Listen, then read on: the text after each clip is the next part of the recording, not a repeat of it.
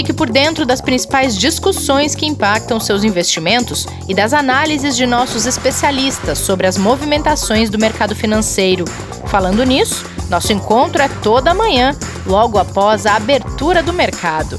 Entre nos canais oficiais do Itaú Personalité e envie suas dúvidas sobre recomendação de investimentos.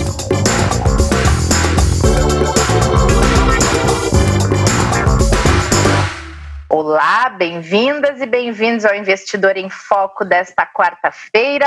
Hoje tem estreia aqui no podcast, Conversa de Mercado. Não sai daí que a gente já vai contar o que é isso. Vai ser um quadro mensal que vocês vão poder acompanhar aqui no nosso podcast. Antes, vamos saber do Kleber o que esperar desta quarta-feira. Meio morna, né, Kleber? Bom dia. Também depois de ontem, né? Calma. Depois de ontem, de segunda, até bom, né?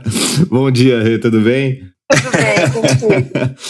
Não, a gente conversou um pouquinho ontem, né, de como poderia ser o mercado e ele não só recuperou, como acabou superando ali a queda forte que a gente teve na segunda-feira, pelo mesmo motivo, só que ao contrário, né? A preocupação que derrubou o mercado na segunda-feira aqui no Brasil acabou sendo revista, né, pelos investidores, né? Aquela incerteza acabou passando e a gente já teve um cenário um pouco melhor com a, vamos dizer assim, segurança de manutenção ali da equipe econômica que a gente precisa aqui no governo e também, né, das afirmações de que não teremos problema com a questão do teto de gastos. Vamos esperar, né, Rê? Pois é, bom, essa agenda tá morna, o mercado tá quente e de frio, só essa frente fria que estão dizendo que vai chegar em São Paulo e diz que vai nevar aqui, né, Kleber?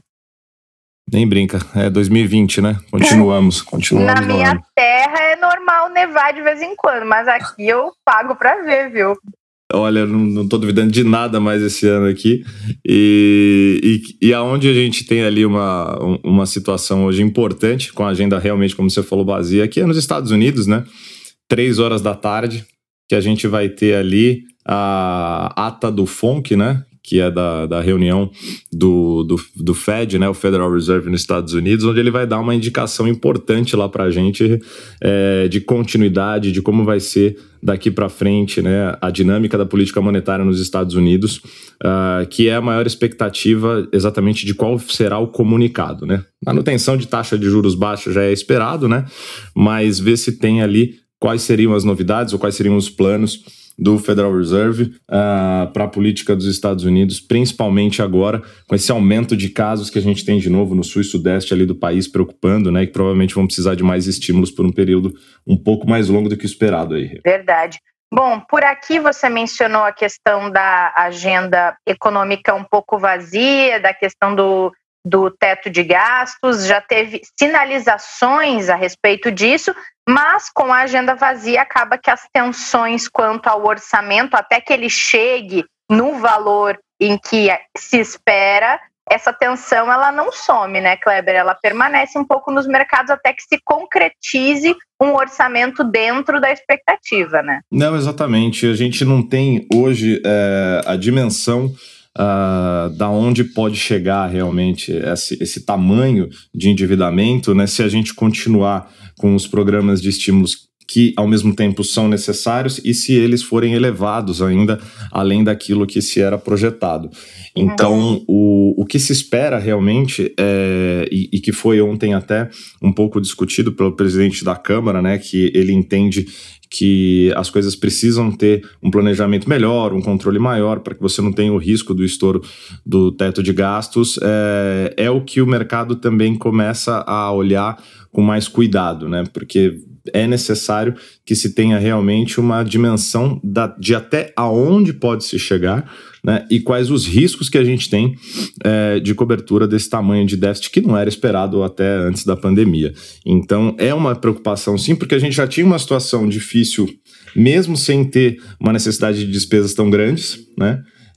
E daqui em diante você tem outro ponto também que é, além do aumento de gastos, o tamanho da arrecadação, né? Que a arrecadação também diminui, naturalmente, a partir do momento que você tem uma produção menor, né? Que você tem uma atividade menor. Então, a arrecadação diminui, o gasto do governo aumenta, você acaba tendo um gap, né? Você acaba tendo uma diferença maior ainda negativa aí, que é preocupante. Então, o mercado está muito atento a isso, esperando ver o que vem de medidas e de planos para que a gente consiga recuperar o mais rápido possível isso. Muito bom. Bom, Kleber, vamos lá para a nossa conversa de mercado. Está preparado para esse quadro novo? Vamos lá, né? Preparado, ansioso e muito feliz aí de receber um amigo, um excelente profissional que a gente já tem aí há anos trabalhando com a gente, né? Mas a gente vai trazer aqui, principalmente para os ouvintes, né, que acompanham a gente no dia a dia, né, o Fred Tavares, para apresentar um pouco mais para a gente sobre mercado, né, principalmente o setor de fundos, como que funciona essa gestão aqui dentro do Itaú, o que é feito, e para explicar melhor, ele está aqui para bater um papo com a gente. Seja muito bem-vindo, Fred. Olá, gente, bom dia, e aí, como é que vocês estão? Tudo bem? Quero agradecer antes aqui o convite de vocês, valeu por poder participar aí do quadro, é sempre muito bom acompanhar o podcast de vocês, agora participar, estou bem feliz. Obrigada, Fred, a gente que agradece. E, gente, o Fred, ele faz um trabalho super legal de acompanhamento dentro do FOF a respeito de todos os gestores que são parceiros do Itaú. Ele vai explicar isso melhor do que eu, mas todo mês ele vai trazer para a gente esse acompanhamento para vocês ficarem mais por dentro para que lado os gestores estão olhando, como eles estão enxergando a situação econômica do país, dando rumo para os investimentos que vocês muitas vezes investem, e vão ficar mais próximos dessas estratégias e de como eles estão traçando e projetando esse futuro aí dos investimentos que vocês muitas vezes têm, e de vários ângulos. Então, Fred, explica um pouquinho para a gente desse trabalho de acompanhamento que vocês fazem. Claro, vamos falar assim. A nossa grande preocupação que a gente tem lá no FOF, a gente divide uma série de frentes de trabalho, mas a nossa grande preocupação sempre foi a de fazer a seleção dos melhores gestores de fundos de investimentos do mercado, né? Então, passando bem rapidamente, assim, só para a gente explicar, o propósito dessa área que existe dentro do banco é para olhar justamente para fora do banco e escolher no mercado quem são os melhores gestores de fundos de investimentos, escolher esses gestores, escolher os seus melhores produtos e trazer para ser vendido aqui dentro do Itaú, né? E aí a nossa preocupação, além desse processo de escolher esses melhores gestores, os melhores fundos, é fazer com que essa oferta de produto chegue também bem transparente para os nossos clientes e para os nossos especialistas, que é quem vai apresentar esses produtos para os nossos clientes. Então, assim, a gente tem uma preocupação muito clara de que não adianta só eu trazer um monte de produto e colocar na prateleira, mas a gente tem que fazer aquilo que a gente chama de curadoria, escolher realmente o que é legal e o que faz sentido para os nossos clientes e depois acompanhar. Então, lá dentro do FOF, a gente, todo mês, a gente faz conversas com cada um dos gestores que nós distribuímos. Então, virou o mês, a gente entra numa série de calls e de reuniões com cada um dos gestores para entender o que foi no mês passado, como você se posicionou, você mudou a sua carteira, o que você colocou de novo, o que você decidiu tirar, como é que você está olhando a economia lá fora, aqui dentro e etc. E aí a gente faz um apanhado de todas essas informações para que isso possa chegar para os nossos clientes. Então, nossos especialistas têm todas essas informações. E aí, batendo um papo com vocês, né, a gente teve essa ideia de trazer para cá, para apresentar para vocês também um pouco de como é que vai ser esse movimento de mercado, né? O que foi que aconteceu, o que foi que não aconteceu. E é interessante porque realmente lá no FOF a gente tem conversas bem aprofundadas de cada um desses gestores, né?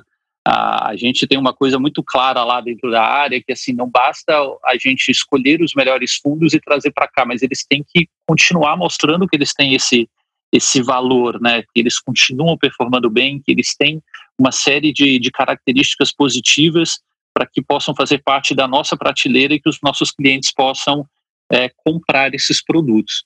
Então aqui a gente vai falar um pouco de tudo isso, de como é que funciona a indústria, os movimentos que a gente tem visto ao longo dos últimos meses, ainda mais esse ano, que tem sido um ano muito atípico, o mercado mudando de maneira muito abrupta. A gente vai trazer isso daqui para vocês e nos próximos meses a gente vai trazendo esses updates, mostrando para vocês para onde que os gestores têm ido, o que eles têm preferido, o que eles têm evitado, e dessa forma deixar mais claro para os nossos clientes como é que tem sido essa indústria de fundos de investimentos.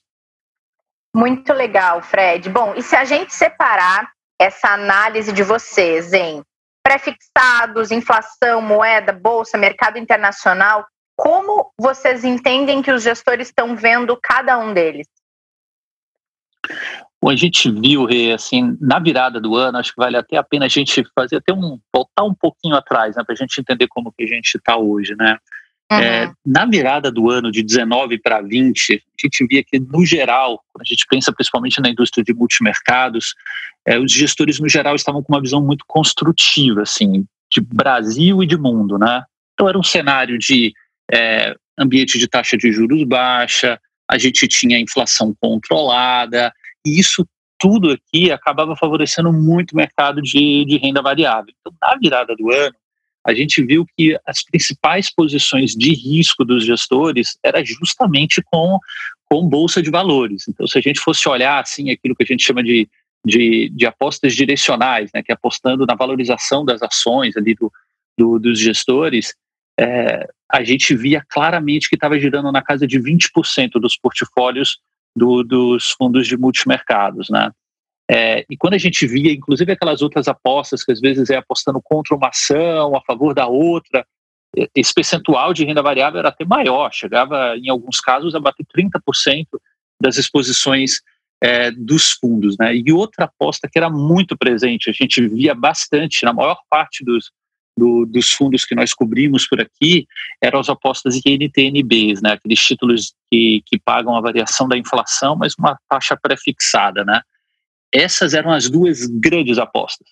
E aí a conversa também vinha muito numa história de que esses eram os principais cavalos de aposta e a gente precisava de algumas proteções. E aí eles faziam algumas proteções com o dólar e também em algumas apostas lá nos Estados Unidos. Compravam algumas ações do S&P e também compravam aqueles títulos do governo americano de 10 anos, que são conhecidos como treasuries, né? Então eles faziam aquilo para proteger o portfólio, que é aquela expressão que vira e mexe os nossos clientes perguntam, que é chamada de hedge, né? Então eles faziam essas apostas principais para buscar retorno muito aqui em Bolsa Brasil e nas NTN-Bs, e lá fora olhando muito para uma expressão, para uma utilização de hedge, né? Para proteger essa carteira. Só que aí veio toda essa confusão, essa pandemia, um negócio que no primeiro momento ela foi até, porque não subestimada, né, no mercado. A gente viu que demorou um pouco assim para que fosse comprado 100% esse risco, assim, essa crise, né? Então ela foi de certa forma subestimada. E aí depois, conforme veio aquela coisa mais complexa mesmo da crise, que os mercados começaram a reagir com desvalorização de ativos muito forte, aí a gente começou a ver uma mudança brusca nas carteiras. Aí a gente começou a ver aquele movimento do flight to quality, né, que também é outra expressão que vira e mexe, aparece por aí, mas que é? Quando os investidores estão buscando alguma coisa de baixo risco, né? Então eles estão fugindo para alguma coisa que possa garantir para eles que tenha mais segurança, um risco de não receber o seu dinheiro de volta menor e etc.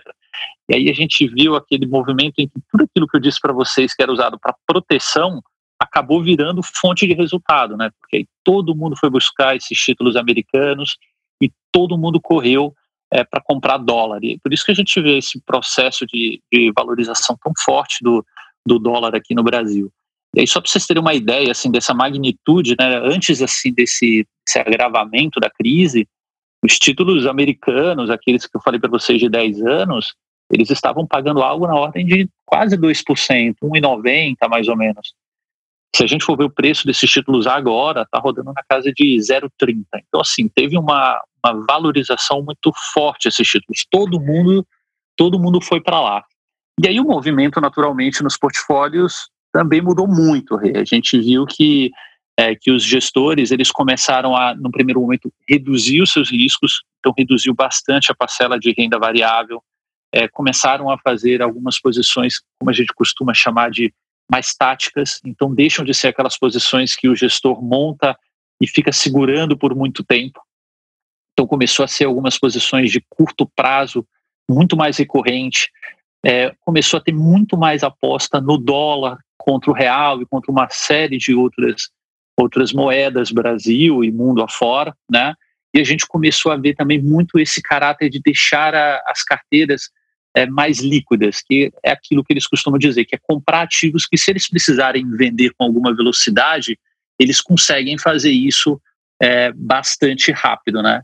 Então, esse foi a grande mudança que a gente viu. Agora, a gente já começa a ver uma retomada nesses últimos meses para o risco, né? Então, o que eu falei para vocês, por exemplo, que bolsa chegou a ter lá atrás 20% assim, de exposição total dos portfólios, agora já está em 9%, né?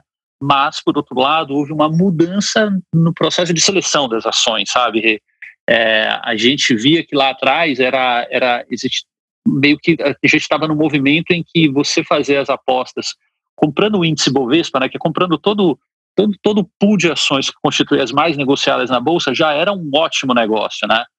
Agora não, agora os gestores eles estão numa toada diferente, a toada deles é muito escolher as ações, escolher os papéis que vão fazer parte da carteira, né? Essa escolha precisa ser agora mais apurada, né? Elas têm que avaliar muito o cenário e ver quais são as ações que, dado esse cenário que a gente tem vivido agora, de alguma forma podem se beneficiar, né? Quando a gente olha aquela parte de juros, que é apostas em pré-fixados ou em títulos de inflação, houve uma mudança bem forte também, né?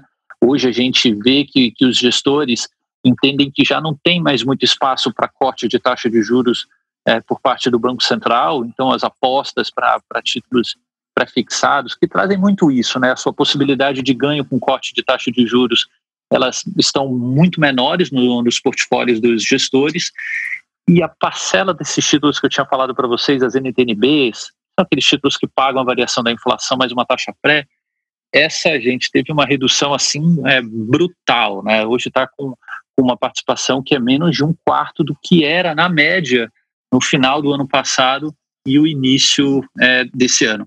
E aí, quando a gente começa a olhar uma outra parcela importantíssima que a gente sempre acompanha muito, que são as apostas em moedas, a gente percebe que a conversa entre os gestores hoje no mercado tem ido muito mais numa linha de enfraquecimento do dólar, né?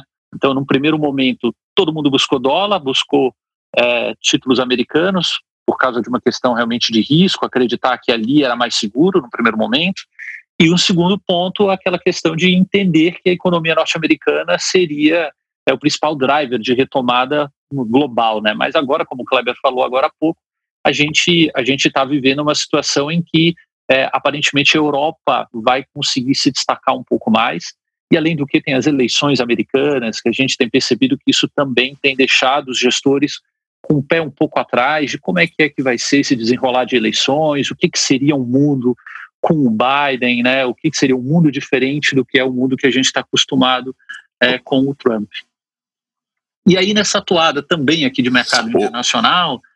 Opa, alguém ia falar? O Kleber? Não, eu queria até, sem querer te cortar aí, Fred, pelo contrário, aproveitar esse gancho todo que você está falando da crise econômica, né? E aí pegar o gancho até que você já ia falar de internacional. A gente sabe o quanto os mercados foram impactados, né? Principalmente depois da pandemia, a gente tem falado muito disso aqui, e até depois queria que você continuasse aí no gancho falando se teve muita mudança dessas apostas que você está apresentando para a gente agora, dos gestores, depois de tudo isso, né? A gente tinha um cenário, né, com um quadro de apostas ali, de cases, estudos que os gestores vinham fazendo antes, durante e agora, né? Se teve muita mudança para essa continuidade que a gente tem aí, tanto de 2020 como para o ano que vem também. Tá, não, claro, legal. Tá bom, nessa parte de internacional, então, gente, assim, a gente percebe que eles ainda têm algumas alocações, sim, em mercado americano, é uma alocação importante de se fazer, agora, naturalmente, com menos espaço, porque, como eu falei para vocês, houve uma valorização muito forte do mercado, né?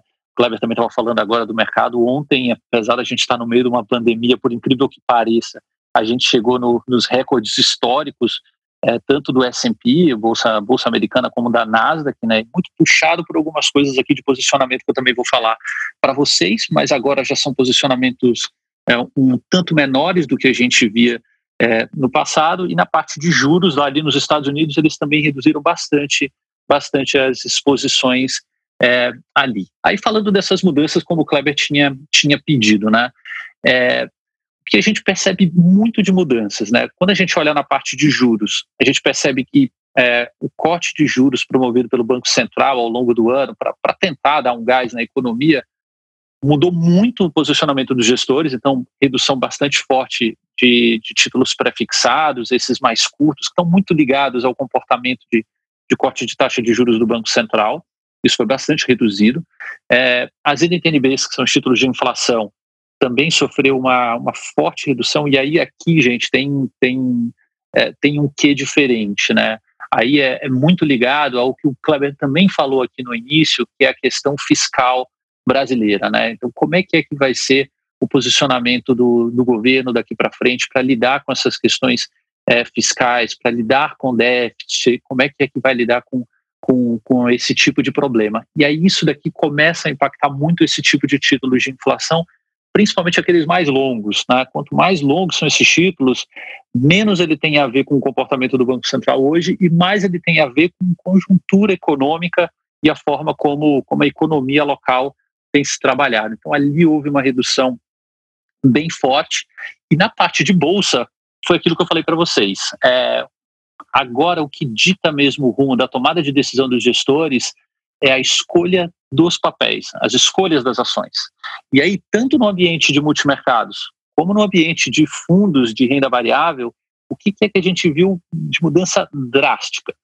Primeiro, procura muito forte por papéis líquidos, então aquelas ações bastante negociadas, as ações small caps têm ficado de lado, né? Small caps são aquelas ações de empresas menores, com uma quantidade de negócios também mais reduzidos na Bolsa de Valores. Isso tem ficado muito de lado, os gestores não têm desejado fazer apostas por ali, justamente porque no cenário de revertério, aqui de cenário de bolsa, eles querem reposicionar o fundo de uma velocidade forte.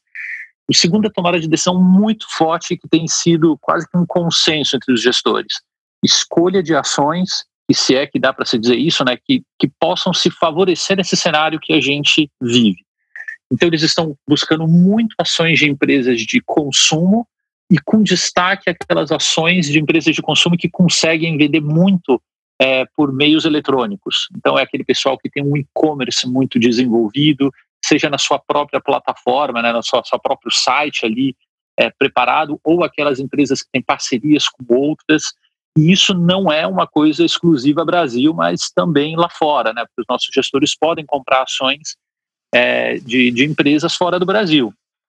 Então, ações de empresas nos Estados Unidos de e-commerce muito forte têm sido escolhidas lá fora, aqui no Brasil também. Outra ação que tem sido muito procurada por eles são algumas ações de empresas do setor financeiro, né? Então, desde ações de bolsas, como ações de grandes bancos, por entender que eles têm uma robustez importante para poder atravessar esse processo de crise, né? Consegue uma envergadura para poder ficar de pé com maior tranquilidade. Essas ações também têm. E aí eu acho que uma coisa que é bem legal para falar para vocês e para os clientes que também saberem, quais são aquelas ações que mais sofreram e que, por que não dizer, que os gestores têm tentado evitar ou trabalhar com um pouco mais de cautela. Empresas de setor de aviação, de fato, né, as pessoas estão viajando muito mais, isso aqui muito menos, né? Então é inevitável isso daqui. Então, eles têm evitado bastante isso daqui. Algumas ações de empresas que estejam muito ligados a um determinado tipo de consumo específico que tenha que estar aberto ao público. Então, empresas que dependem muito de lojas abertas sofrem bastante. Shopping center também estão muito ligadas aqui, então os gestores têm evitado trabalhar com shopping centers ou indo com muita cautela, colocando numa parcela menor dentro do seu portfólio. E algumas empresas aí pensando mais no mercado fora do Brasil, que tem bastante ações listadas em bolsa, aquelas ações de empresas ligadas a entretenimento, né? justamente porque essa questão do turismo, viagens tem reduzido bastante. Então a gente vê, Kleber, bem isso.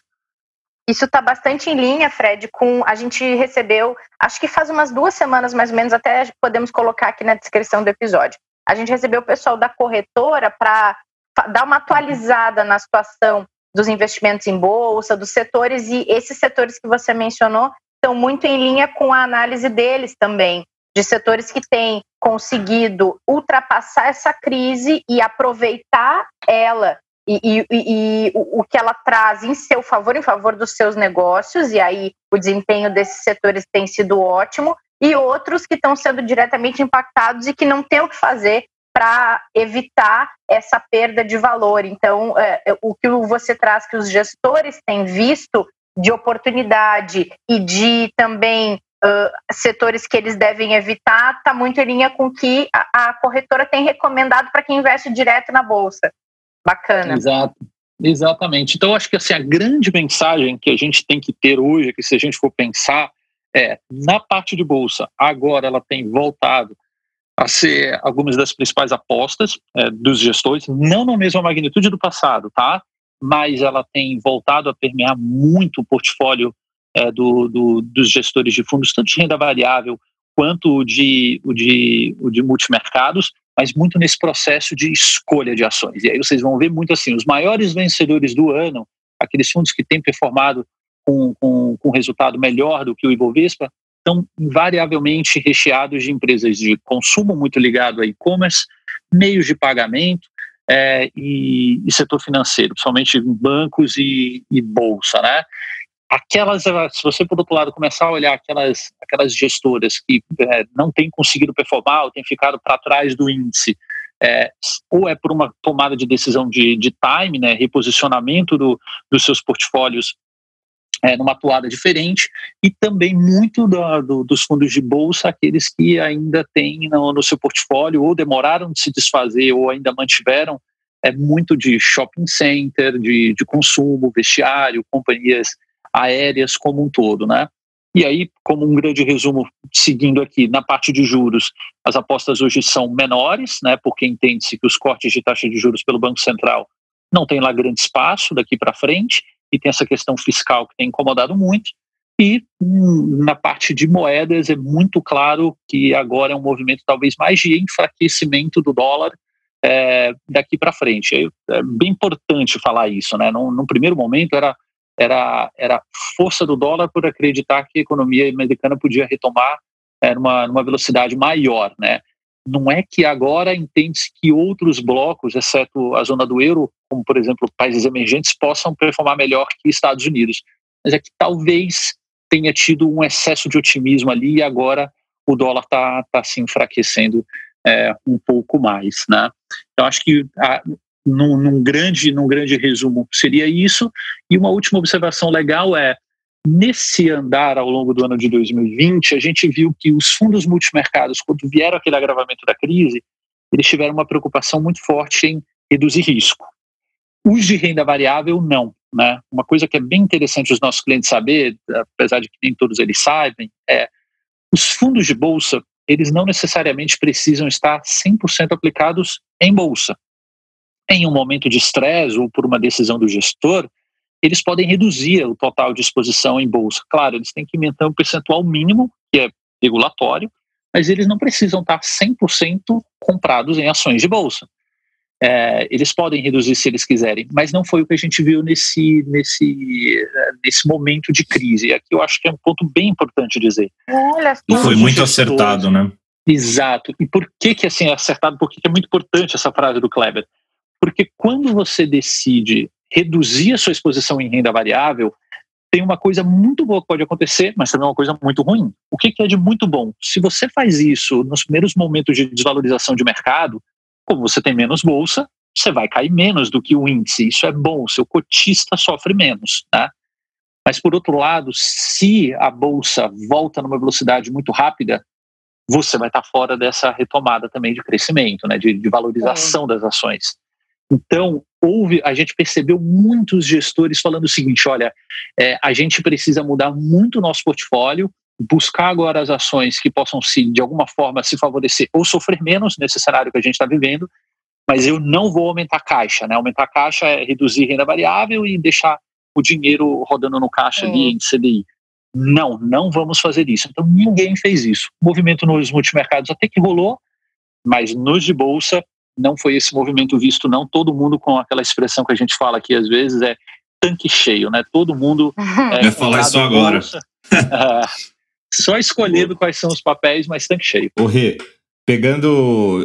Eu queria até pegar essa parte aí do Fred para lembrar da semana passada que a gente comentou aqui em alguns dos episódios da Semana do Planejamento Financeiro, da dinâmica que o investidor pode ter, que é, além de ter reserva de emergência, ter reserva de oportunidade também, né? E isso que o Fred está colocando é o trabalho que o gestor faz dentro do fundo também, né? O gestor ele fica ali com o tanque cheio a partir do momento que ele vê realmente essa oportunidade no mercado, e ele se protege e deixa uma reserva para esses momentos quando ele sente que o mercado ainda tem alguma coisa a entregar ou abrir de oportunidade, né? Então, para o investidor, que a gente estava falando na semana passada, Fred, também, além de ter a sua reserva de proteção, ter aquela reserva para esse tipo de oportunidade, que foi quando abriu agora, né? Se você tiver todo carregado agora em bolsa e abrir uma nova oportunidade, talvez você não tenha mais caixa para se aproveitar e fazer uma alocação a mais, né? Então, isso também faz parte da estratégia do investidor na pessoa física, ali no seu portfólio, se espelhar no que o gestor faz ali no dia a dia nos fundos, né? Que a gente acha que é bem importante também. É verdade, né? E outro ponto que é até legal você ter falado disso daí, isso daí é uma coisa que há anos, quando a gente conversa com os nossos clientes, né, sempre tem aquela pergunta, né, Kleber, mas agora é a hora de entrar na bolsa? Não, mas quando que eu tenho que sair? Aí todo mundo tem aquele desejo de entrar quando a bolsa está no mais baixo possível e sair quando, nossa, agora sim é o maior preço ever eu estou vendendo, né? E aí é bem no contrário, né? A gente sempre tem uma visão para falar para os nossos clientes que não, olha, é melhor você ir construindo o seu portfólio ao longo do tempo, sempre respeitando o máximo que você deveria ter, tem risco, mas, cara, não se preocupa em pegar o mais baixo e sair no mais alto, porque dificilmente você vai conseguir. E é até uma brincadeira que a gente fala, né? Se você conseguir, você vai conseguir uma vez na vida. Você não vai conseguir. É tipo o jogo de dardo, né? É tipo o jogo de dardos. Se você ficar tentando acertar o tempo todo o centro, né, você pode errar muito, né? E se você fizer uma média de pontos ali acertando, né, principalmente bons casos, é a melhor coisa. E pegando bons momentos, impossível acertar os extremos o tempo todo, né? Ninguém consegue. Né? Não tem como. Agora, gente, que ano desafiador para gestores de fundos, né? Fazia muitos anos que eles não precisavam ter o dinamismo de estratégia que eles precisaram ter nesses últimos meses, hein? É verdade. E aí, Rê, tem um ponto aqui legal de você ter falado isso. Tem um dado aqui que a gente tem acompanhado bastante no FOF, que eu acho que também é legal dividir com vocês. A gente pegou todos os fundos que a gente cobre, né? E aí, só para vocês terem uma ideia aqui, até rapidamente passando, a gente no FOF, a gente cobre mais de 70 gestores, tá? E aqui a gente está falando de gestores locais no Brasil, internacionais também, de fundos de investimentos, fundos de previdência, fundo imobiliário, fundo de investimentos em participações, etc. E no total, se eu somo todos esses fundos que a gente cobre lá, são mais de 150, tá? Que a gente tem cobertura como um todo lá. E aí a gente fez um acompanhamento para ver como é que era a performance de cada um deles, pegando como um ponto de largada o final do carnaval, porque foi justamente depois do carnaval que o negócio desandou, né, como um todo. E aí a gente viu quais foram os fundos no momento em que ele perdeu mais, e a partir desse momento, como que ele se portou para voltar. E tentar identificar quem foi que já voltou e quem foi que ainda não voltou. A maior parte, gente, já conseguiu se recuperar. Mas, por exemplo, a gente tem alguns fundos que chegaram a cair no acumulado desses 2 meses do ano, né, como um todo ali de perdas, chegou a acumular desvalorização de 45% no total. E o cara agora já está 2% positivo. Então, a gente mostra isso daqui com um viés muito positivo, ou seja, o gestor ele realmente penou demais, perdeu muito, mas agora ele já está mega positivo, né? Então, isso daqui é mega positivo, que eu digo, pensa que a gente tinha a bolsa até outro dia desse com -11, e o gestor está entregando no fundo dele mais 2. né? Então ele está indo super melhor do que a Bolsa, né? Isso daqui é bem interessante. Claro, não é unanimidade, não é todo mundo, mas eu acho que uma boa notícia que vale a pena o gestor ficar de olho é que, assim, apesar de um cenário tão complicado aqui de crise, muita gente perdeu bastante até um determinado momento, mas a maior parte dos gestores conseguiu recuperar esse excesso de perdas e estão muito próximos ali dos seus índices, né, de referência, e alguns já até superaram. Eu acho que realmente é um desafio muito grande, mas o gestor que conseguir realmente performar bem ao final aqui dessa corrida de 2020 vai ter algumas boas histórias para contar. Muito legal. Muito bom, gente. A gente pode encerrar com essa boa notícia, né, Fred? O nosso primeiro conversa de mercado, que, como a gente falou lá no início, vai ser mensal. E a ideia é que a gente vá trazendo esses acompanhamentos todos que o FOF faz dos gestores, até para mostrar para vocês por que essa curadoria ela é tão criteriosa, porque tem que ter só gente muito boa para poder oferecer produto muito bom, né? Fred, muito obrigada por aceitar participar desse projeto aqui com a gente, e obrigada por trazer todo esse quadro de anual, a gente pode dizer até agora, e a gente vai se encontrar em setembro, logo ali. Sem dúvida, Rê. E aí a gente vai tentar trazer aqui cada vez coisas mais interessantes, visões diferentes, para que vocês possam dividir aqui com os clientes e trazer, acho que, uma vontade maior aqui do investidor de entender o que acontece nos fundos. Conta com a gente vai estar sempre por aqui com vocês. Obrigada mesmo. Valeu, Fred, foi excelente. Mais uma vez, seja muito bem-vindo. Obrigado. Mês que vem estamos aí e, se Deus quiser, a gente pode falar assim, continuar com notícias positivas aí para o investidor. Valeu, viu, querido? É isso aí. Valeu, gente. Obrigada, Fred. Obrigada, Kleber. Obrigada a vocês que nos acompanharam nesse episódio. A live de hoje no Instagram e no YouTube do Personalité das 5 horas vai falar sobre mercado de crédito, então vocês estão todos convidados. E nós estaremos de volta amanhã nas plataformas de podcast. Cuidem, se protejam, se nos encontramos no próximo episódio.